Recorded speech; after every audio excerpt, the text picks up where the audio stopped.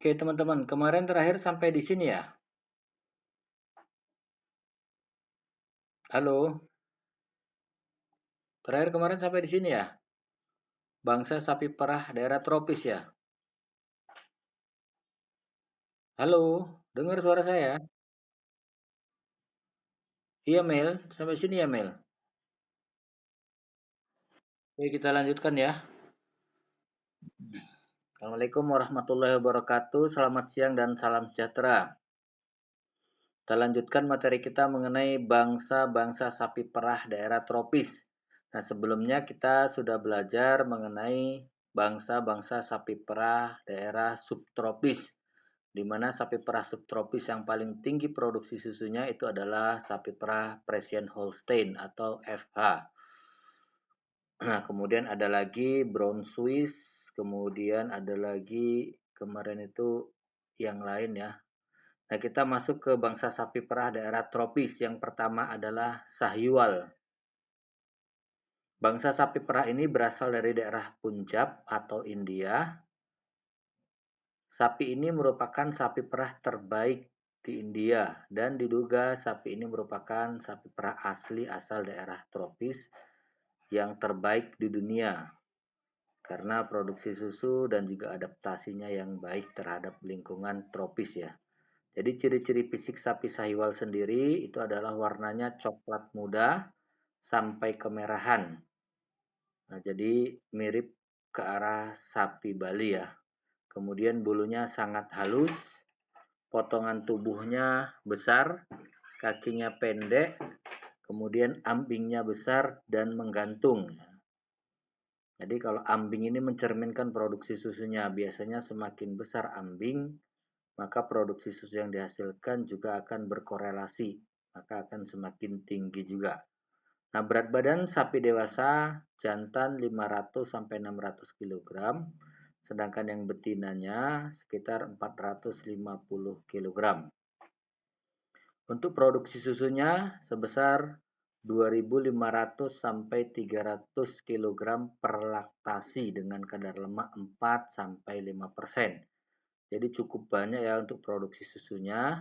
Jadi kalau kita bagi misalkan 8 bulan saja, 7 sampai 8 bulan, maka per hari ini bisa sekitar 10 liter. Rata-rata untuk produksi susu 1 ekor induk ketika fase laktasi. Per hari bisa mencapai 10 liter. Nah, kemudian untuk sifat-sifat dari sapi Sahiwal itu sendiri, yaitu proses kedewasaan kawinnya lebih cepat. Nah, ini sangat menguntungkan karena lebih cepat untuk bisa dikawinkan. Dapat bertahan hidup di daerah yang curah hujannya tidak begitu tinggi.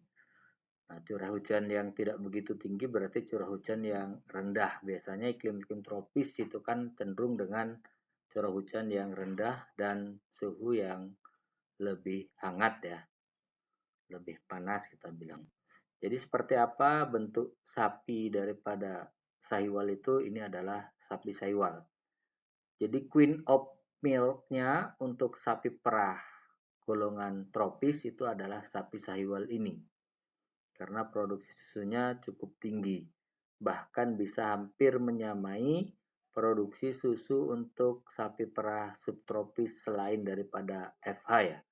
Karena memang FH itu bisa mencapai 5.000 liter per laktasi.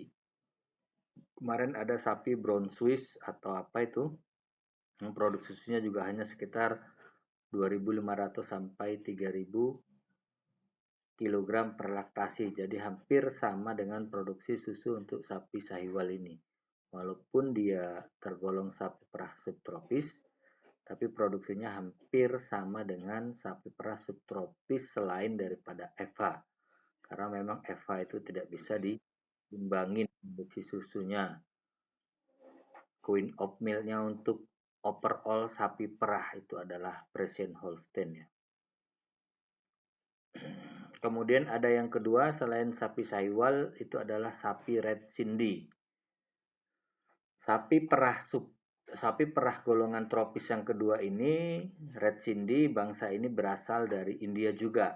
Maka kebanyakan sapi perah untuk golongan eh, tropis ya, itu banyak berasal dari India. Sahiwal, Red Sindhi juga dari India. Karena memang di India sana ada kepercayaan yang menganggap sapi itu adalah penjelmaan daripada dewanya, gitu. Sehingga tidak boleh dikonsumsi dagingnya, tapi susunya boleh diperah dan dimanfaatkan untuk kebutuhan hidup. Nah, sapinya dibiarkan, bahkan ada budaya mereka kalau membalurin wajah dan juga tubuh dengan kotoran sapi itu dianggap suatu kehormatan. Itulah adat istiadat setiap negara atau daerah yang mempercayai hal-hal tertentu ya. Kemudian ciri-ciri fisik dari sapi Red Sindhi yaitu warnanya uniform, yaitu merah tua. Merah tua, jadi mirip juga seperti sapi Sahiwal yang tadi ya, yang di atas ini kan hampir mirip dengan sapi Bali, cuman sapi Bali yang bagian kaki ke bawah dia ada belang warna putihnya, sehingga ciri khasnya itu sapi Bali pakai kaos kaki itu. Tapi kalau sapi Sahiwal dia tidak ada pakai kaos kaki. Jadi sapi Red Sindhi juga mirip seperti sapi Sahiwal. Tubuhnya lebih kecil dari sapi Sahiwal, potongan tubuhnya kuat, kokoh, dan kakinya pendek. Kalau Sahiwal tadi kakinya lebih tinggi ya. Berat badan sapi dewasa jantan 450 sampai 500, juga lebih kecil dibanding sapi Sahiwal. Betinanya juga lebih kecil antara 300 sampai 350. Jadi beda sekitar 100 kg untuk sapi jantan dan betina dewasa dibandingkan dengan sapi Sahiwal. Ukuran ambingnya besar, produksi susunya 1.700 kg per laktasi dengan kadar lemak 4%. Jadi ini produksi susunya hanya separuhnya. Kalau tadi 2.500 sampai 3.000 kg per laktasi, sementara sapi Red Sindhi ini hanya 1.700. Jadi hanya separuhnya saja, lebih sedikit ya. Jadi cenderung lebih kecil dibandingkan sapi Sahiwal. Nah, ini warnanya merah lebih tua, tidak merah bata. Seperti inilah sapi Red Sindhi. Lambat dewasa. Kalau Sahiwal tadi keunggulannya selain produksinya susunya tinggi, dia juga cepat dewasa kelamin sehingga cepat untuk pubertas dan dikawinkan. Nah, kemudian yang ketiga itu adalah sapi Gir. Sapi ini berasal dari India juga. Ciri-ciri sapi Gir sepertinya warnanya sapi Gir umumnya putih dengan sedikit bercak coklat. Jadi mirip seperti sapi ongol, warnanya putih tapi ada bercak coklatnya atau bercak hitam. Tetapi ada juga yang berwarna kuning, kemerahan. Di warna kuning, kuningnya mendekati ke orange ya. Ke kuning tapi ada bercak warna coklat ataupun hitamnya. Nah, berat badan sapi dewasa mirip seperti sapi Sahiwal ya. Jantannya bisa mencapai 600 kg dan betinanya bisa mencapai 400 kg. Sementara Sahiwal tadi bisa mencapai 450 kg. Beda tipis. Nah, kebetulan gambarnya tidak ada, tapi warna yang umum itu adalah putih dengan sedikit bercak coklat ataupun hitam. Ataupun putih sedikit kekuning-kuningan, ada bercak. Nah, selanjutnya yang nomor 4 ada sapi ongol. Sapi ongol ini berasal dari India ya. Ciri-ciri sapi ongol warnanya putih pada bagian pantat, leher dan kepala pada sapi jantan berwarna kelabu gelap. Jadi ongol ini mirip seperti Brahman, tapi lebih kecil berat badannya dibandingkan Brahman. Warnanya putih pada bagian pantat, leher, dan kepala pada sapi jantan berwarna kelabu gelap. Jadi warna abu-abu agak gelap, agak kehitam-hitaman. Mirip seperti sapi Brahman ya. bentuk tubuh sapi ongol, tapi punuknya kalau untuk jantan biasa kan berpunuk itu tidak sebesar punuk sapi Brahman. Demikian juga dengan berat badan sapi ongol, jantan hanya 500 sampai 600 kg, sementara bisa mencapai 850 kg untuk pejantannya. Dan betina sapi ongol hanya 450 sampai 500. Jadi lebih berat sapi ongol dibandingkan dengan sapi sahiwal yang queen of milk daripada sapi perah tropis. Tapi produksi susunya jauh sapi ongol ini dibandingkan dengan sapi sahiwal. Produksi susu sapi untuk ini ongol hanya 1250 sampai 1500 kg.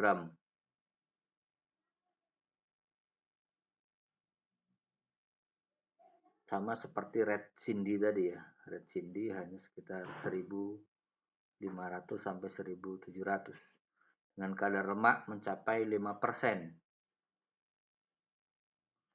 Ini untuk sapi ongol betinanya. Ini banyak juga dipelihara di daerah kita, terutama orang Bengali yang di Asam Kumbang. Biasanya sapi perah yang dipeliharanya itu adalah sapi ongol jenis ini.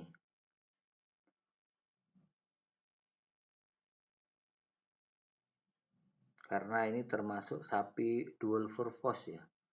Dagingnya pun lumayan, kemudian produksi susunya masih bisa dimanfaatkan untuk kebutuhan hidup.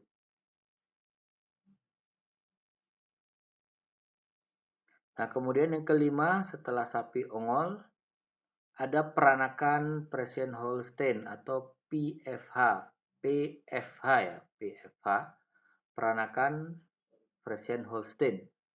Sapi ini adalah hasil persilangan antara sapi asli Indonesia yaitu sapi Jawa dan Madura dengan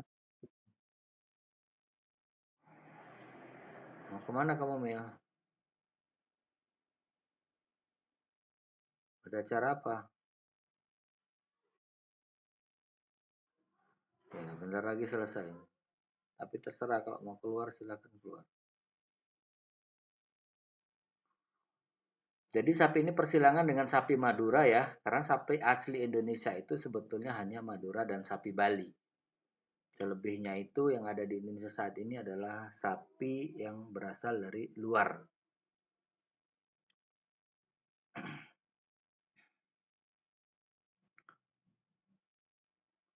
Jadi disilangkan antara sapi Madura dengan sapi FH murni. Sapi FH ini kan golongan sapi perah subtropis, sementara sapi Madura ini adalah sapi yang ada di daerah asal Indonesia, daerah kita, disilangkan dengan tujuan supaya adaptasi terhadap lingkungan tropis lebih baik dibandingkan dengan sapi FH sendiri. Karena sapi FH bukan tidak bisa dipelihara daerah kita, tapi dia menghendaki lingkungan yang mendekati lingkungan tropis, lingkungan subtropis ya, umumnya daerah di pergunungan tinggi. Jadi hasil persilangan tersebut kini populer disebut dengan sapi Grati dan banyak diternakkan di daerah Jawa Timur, yaitu daerah Grati. Ciri-ciri sapi ini menyerupai sapi FH, badannya lebih kecil dari sapi FH. Nah, produksi susunya pun lebih rendah dari sapi FH. Produksi susu sapi peranakan FH ini hanya 2.500 sampai 3.000. Jadi mirip seperti Red Cindy, tapi kalau ini kan sudah persilangan, bukan bangsa murni.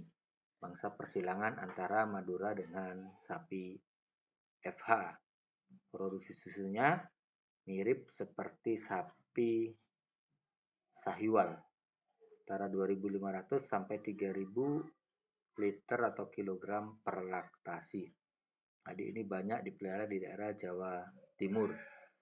Nah, kenapa dipersilangkan? Karena tujuannya supaya peranakan Friesian Holstein ini lebih mampu beradaptasi dengan lingkungan yang ada di Indonesia dengan baik, walaupun produksi susunya tidak setinggi dari sapi FH sendiri.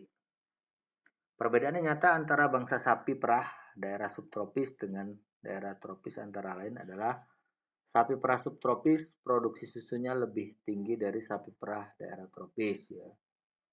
Jadi sapi perah subtropis itu jauh lebih tinggi produksi susunya dibandingkan dengan sapi perah tropis. Tubuh sapi perah subtropis lebih besar daripada sapi perah daerah tropis. Sama ya, berat badannya atau besar tubuhnya jauh lebih besar sapi subtropis dibandingkan sapi perah daerah tropis. Pedet yang dilahirkan sapi perah subtropis lebih besar dibandingkan dengan sapi perah tropis. Pedet ini adalah anakan sapi yang baru dilahirkan disebut dengan pedet. Jadi untuk pedetnya juga jauh lebih besar bobot lahirnya sapi perah subtropis dibandingkan dengan sapi perah tropis. Nah, pertambahan berat badan sapi perah subtropis lebih tinggi dibandingkan dengan sapi perah tropis. Berat badan juga demikian, jadi kecepatan pertumbuhan itu memang lebih tinggi sapi perah subtropis dibandingkan sapi perah tropis. Sapi perah subtropis lebih cepat dewasa dan calving intervalnya atau jarak beranaknya lebih pendek daripada sapi perah tropis. Jadi memang secara overall lebih banyak keunggulan sapi perah golongan subtropis dibandingkan dengan sapi perah tropis. Cuman saja kita juga mempertimbangkan zona lingkungan tempat kita memproduksi sapi perah tersebut. Kalau memang lingkungan kita adalah beriklim tropis, maka lebih cocok karena lebih adaptif dengan lingkungan. Terkecuali kita bisa mengkondisikan kita pelihara di lingkungan yang suhu dan kelembapannya mendekati pada daerah-daerah subtropis, misalnya dataran tinggi ya di pegunungan. Oke, sampai di sini ada yang mau ditanyakan, silakan. Halo, suara saya masih dengar?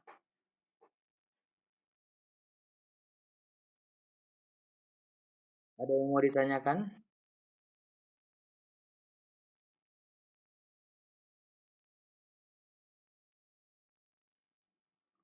Oke, next. Kalau nggak ada, tadi sudah saya sampaikan sapi perah subtropis itu ada Sahiwal, Red Cindy, kemudian ada sapi Gir, kemudian ada sapi Ongol ya, dan sapi PFH, peranakan Friesian Holstein. Ada 5 tadi yang sudah saya sampaikan mengenai sapi perah golongan tropis. Nah, kemudian ada bangsa-bangsa kambing perah. Bangsa-bangsa kambing perah daerah subtropis. Nah, daerah subtropis dulu ada Anglo-Nubian. Kambing ini berasal dari daerah Nubia di timur laut Afrika. Kambing ini banyak diternakkan di Mesir, Afrika Selatan.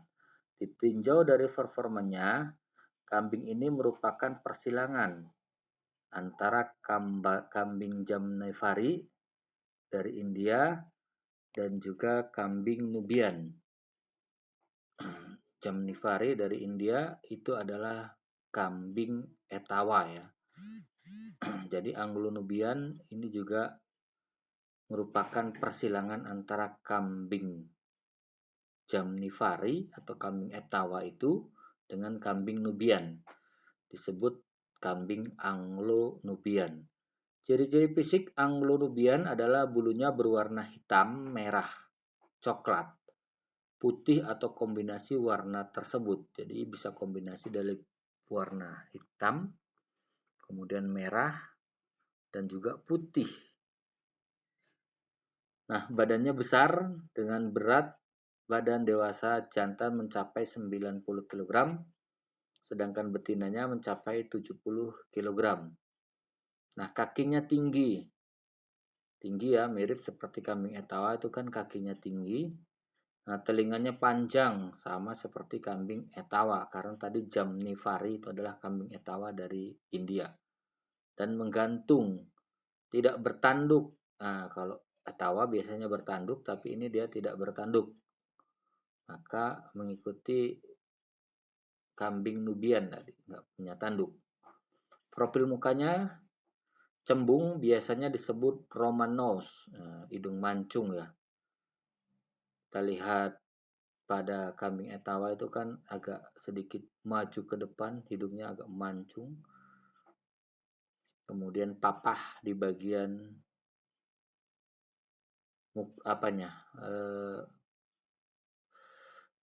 apa itu namanya, mulutnya. Ambingnya besar. Produksi susunya 221 kg per laktasi.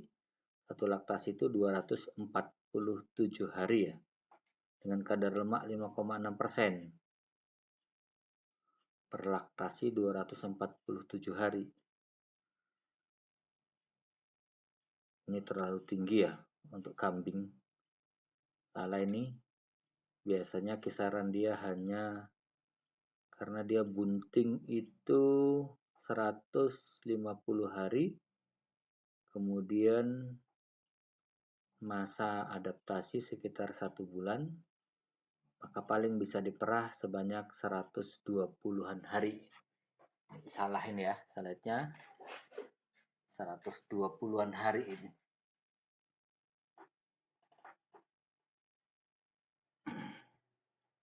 Sehingga kambing ini sering disebut juga dengan Jersey cow in the goat world.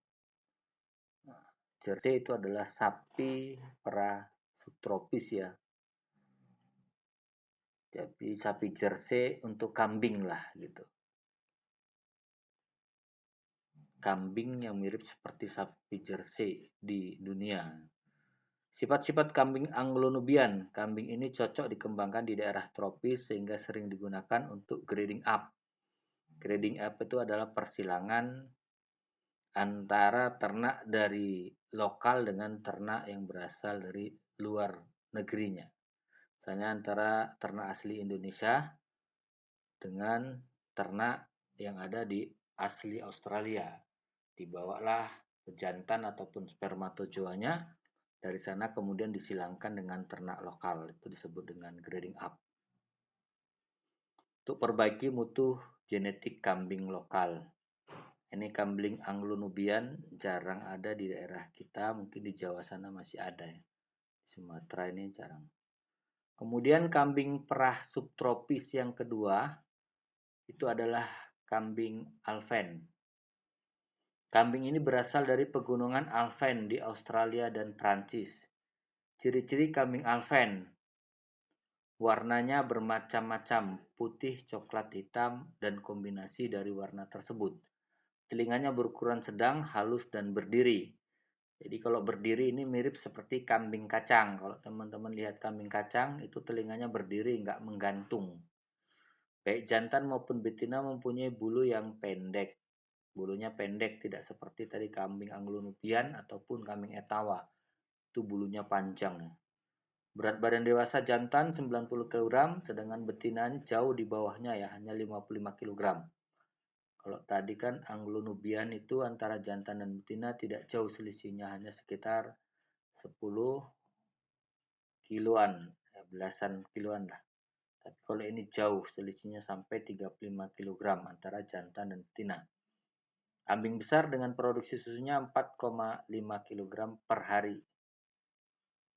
Sifat-sifat kambing Alphen sensitif terhadap sinar matahari. Jadi dia nggak suka kena sinar matahari, sehingga bila berada di daerah tropis dipelihara di dalam kandang, tapi mampu menyesuaikan diri dengan baik di daerah tropis beriklim kering.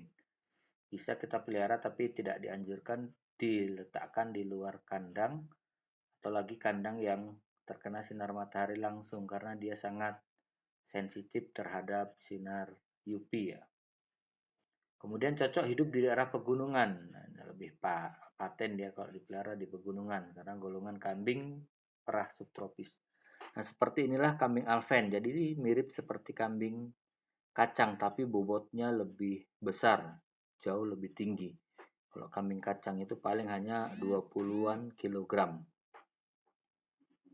Ini untuk kambing Alphen sendiri. Nah, kemudian saanen. Nah, ini banyak di daerah kita kambing saanen. Ini termasuk kambing perah subtropis ya. Kambing saanen ini aslinya dari Swiss. bagian barat, kambing ini di Amerika disukai bukan karena produksi susunya yang tinggi, tapi karena persistensi produksinya yang baik. Persistensi maksudnya kontinuitasnya yang baik. Ciri-ciri kambing Saanen. Warna kambing ini umumnya putih atau sedikit krim. Jadi mirip Saanen ini dengan kambing yang di atas tadi. Kambing apa ini namanya? Alven, tapi nanti warnanya beda. Kalau Alven warnanya keabu-abuan, agak sedikit kemerahan. Kalau nanti Saanen itu warnanya putih atau sedikit krim ya, putih agak sedikit krim. Garis profil mukanya halus atau sedikit cekung. Daun telinganya berdiri dan mengarah ke depan. Sama seperti kambing Alven tadi, kayak kambing kacang juga. Kambing Saanen ini telah sangat populer di India Barat dan produksi selama periode laktasi 250 hari mencapai 800 kg.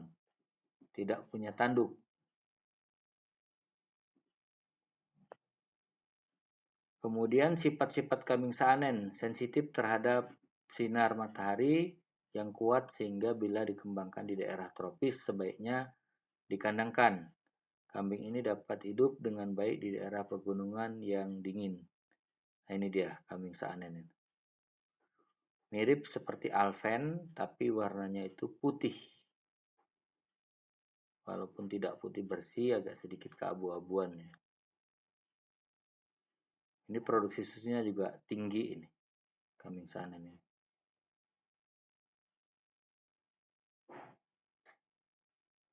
Bisa mencapai 800 kg per laktasi. Gitu. Kemudian yang keempat, kambing subtropis berikutnya adalah Tongenburg. Ya. Tongenburg, kambing Tongenburg berasal dari Swiss Timur. Laut yaitu lembah Tongenburg. Ciri-cirinya, warna bulunya bervariasi dari coklat muda sampai coklat tua. Nah, warna telinga dan kakinya putih. Kemudian telinganya berdiri dan kepalanya berukuran sedang dan garis profil mukanya sedikit cekung. Berat badan dewasa tinggi ya, jantan 80 kg, betina 60 kg. Kulit dan bulunya halus, produksi susunya mencapai 600 kg selama masa laktasi. Ini dia kambingnya.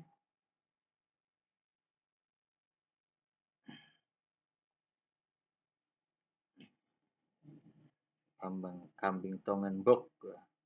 Mirip juga seperti Alven dan Saanen, cuman warna bulunya yang berbeda dan warna mukanya juga berbeda.